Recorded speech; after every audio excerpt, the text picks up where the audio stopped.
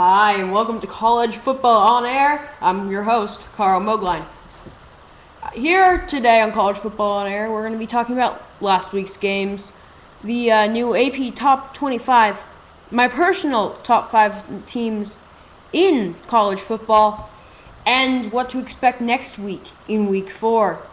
Let's start with the games last week. I'd like to start with Notre Dame, Michigan State. Now, this is a big win for number 20 Notre Dame over number 10 Michigan State. These are the rankings from last week. Notre Dame could have put a pretty good beat down onto Michigan State, 20-3. Michigan State didn't have much offensive production at all, especially from one person who many thought was a Heisman contender in Le'Veon Bell. Didn't have a great game. But who I really look at is Everett Golson. He was only 14 for 32 passing, but he did have a touchdown rushing and passing with 178 passing yards. It was a good game, but I really think it was just a stepping stone for him. He needs to get better with the accuracy. I just don't see them winning against some teams, just like USC. I don't see them beating USC with under 50% passing. It's just not going to happen. Then you go to the Florida-Tennessee game, which was won by Florida 18-23 last week. Of course, Florida moved up and Tennessee dropped out this week. Florida was down at the half, 10-14, but then they come back and end up winning 37-20 with the 17-point third quarter. And Jeff Driscoll just had an outstanding game. He is 14 for 20, 70%. He went for 209 yards passing and 2 touchdowns. He's really cemented himself as the Florida quarterback. And this was a big worry by many of the press before this year. I gotta say, he's really proven himself against a Tennessee team that was ranked and can't, argue that. But of course, last week's huge game, USC Stanford. Stephon Taylor, the running back, goes for over 200 all-purpose yards, 133 rushing yards, and a touchdown. 60 yards in the catching the ball, and another touchdown. Just a great game from the guy. I really, really like this guy. I really think he should get Heisman nods. He's just such a great player. Just helps the Stanford team out a lot. Looks like he could end up helping them beat a team like Oregon, which, being an Oregon fan, I wish it didn't happen, but you got to worry about a guy like Stephon Taylor who can just always make a big play. All right, when we get back from the commercial break, I will be talking about the AP Top 25 and my personal Top 5. We'll be right back on College Football on Air. Hello and welcome back to College Football on Air. This is Carl Mogline, and here we're going to talk about this week's AP Top 25. This is Week 4, and Alabama takes the top spot again. 58 first place votes. Incredible. LSU comes 2 with 2 first place votes as well. Oregon 3rd, Florida State 4th, 5 Georgia to round it out. The top 5. Big teams, certain teams came into the rankings. Those 3 were 23 Mississippi State, common team in the top 25 Boise State, and Nebraska comes back after thrashing Arkansas State this week. The big drops, of course, there was a big drop of Michigan State and USC, both losing their ranked games. That's really hard for them, as they both were teams with pretty high expectations. Big thing that stands out to me is UCLA, which beat Nebraska, who is now ranked again, and crushed Rice, crushed Houston, has a Heisman contender, is ranked 19th. They are ranked behind TCU and Texas and teams that really haven't proven themselves. UCLA won a big game.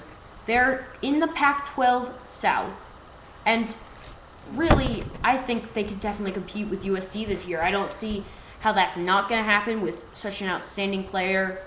They now have a quarterback in Brett Hundley. And I think they're underranked. Overranked wise, I see Georgia at number 5, and I just think, wow, that's a little bit high. They are in a division with Florida in the Southeast Conference, the strongest conference in the league, most likely. I just don't see them coming out of that division, especially because I believe they are playing LSU this season, the number 2 team. Another problem I've got, Oregon has no first place votes, and Florida State has no first place votes.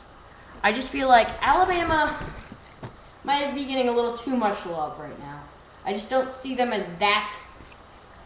Okay, I see them as the best team, but I don't think that everybody sees them as the best team. I feel that this might be a couple too many.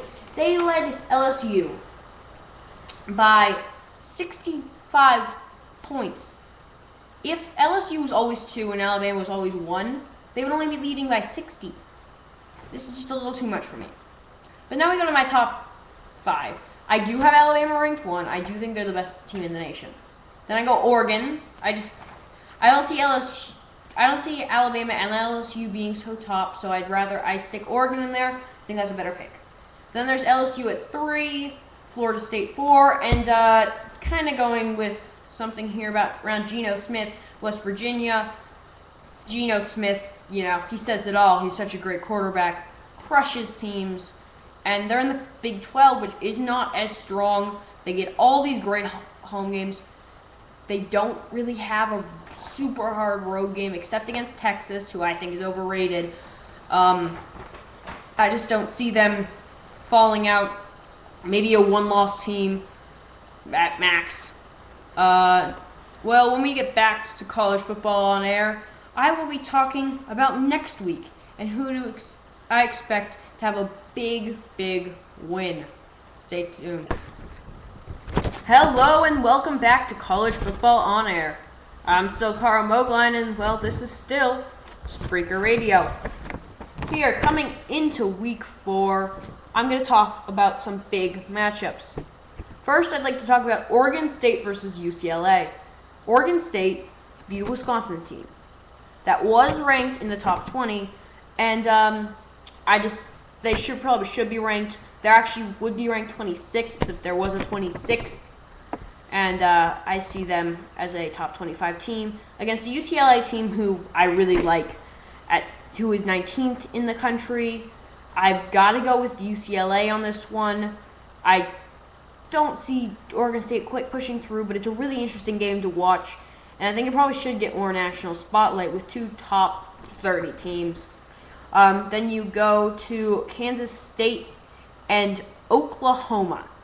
Oklahoma was, of course, ranked 4 starting in the preseason poll. They dropped to 5, now they're down to 6. But they still could have a big boost. They might be able to pass over Georgia, who's at 5 right now, with a win over Kansas State, who is 15. And some people really think they've got a great team there. And I really have to agree that Kansas State is good, but I just don't see them going past Oklahoma, a team with so much talent. It's not their time. Then when you go Oregon, Arizona. Arizona is 22. They not ranked 22. They beat Oklahoma State. But then there's Oregon. Oregon's just at another level. It's not going to be even close. Then you go to Cal and USC. Cal's unranked, but I love this matchup. I really think it's a great matchup for Cal. Cal is getting USC off of a loss to Stanford, so USC's down. Cal has proven that they can play against big teams, almost beat Ohio State, have almost beaten Oregon a few times. It's just, I think that Cal is actually going to be pulling an upset here. I think Cal is going to take down the Trojans, probably knocking the Trojans out of the rankings. And, I love this Cal team. I love Zach Maynard, their quarterback. He's an outstanding player. He's going to be a great NFL quarterback. kind of, just the type of guy that really leads a team. And he should be leading this team to a win over SC. Then you go to Michigan and Notre Dame. Notre Dame having a big boost this week to 11. After beating Michigan State, they were at 20. But they are facing off against an 18th ranked Michigan. Their only loss to Alabama, of course. Yes, I do not see Michigan coming out of this one alive. They have Bernard Robinson, and yes, agree, he's a great player, but I just don't think they have enough in them. Everett Golson is a good enough quarterback to take it, and they've just got such a strong linebacking core that I just don't see Bernard getting a huge game, not getting run over 20. I see Notre Dame taking this one in a close one. And my final prediction of the night is going to be on Clemson and Florida State. Florida State is ranked number 4. Clemson is ranked 10. This is a top 10 face-off in the ACC that could decide the ACC season just on this one game. Clemson has Sammy Watkins. Watkins is coming off of a great game against Furman, who of course is an FCS team, so you can't really rate it, but Florida State has also been playing pretty weak teams, so we haven't really seen either team, and it's going to be a really close one. I have Florida State winning this one with a field goal to win it 30-27. They're both great teams. I just do not see Clemson passing Florida State with E.J. Manuel and that stout Florida State defense. I got them winning that game. Well, that wraps it up for college football on air. Thanks for listening, and see you next time. Bye.